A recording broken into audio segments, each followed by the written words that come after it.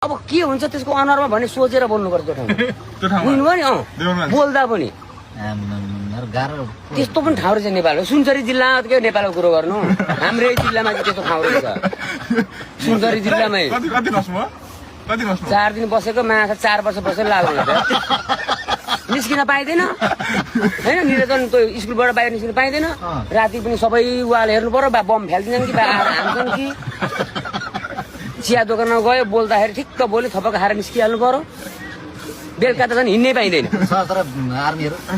पनि थिए नि भएर के गर्नु त्यस्तो हाम्रो गाउँमा हिँड्यो नि बस्ती पनि एकपल्ट लफडा पनि भइहाल्यो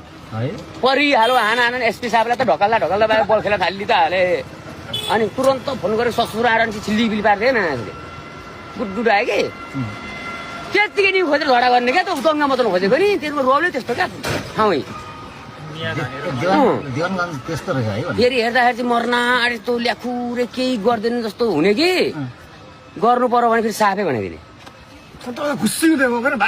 भन्दैछु त कहिले लगिदिएको होइन ल मासले उहाँ त आफ्नै ठाउँ जक्सन पढ्यो के हुन्छ होला भनेको त उहाँ पुगेको त ब्रिफिङ सुनेर गाउँ हेर्दा त ला अफगानिस्तान र इरानमा आए जस्तो भइहाल्यो नि अब त पुरा अल्लाहका मन्दिर मात्र छन्।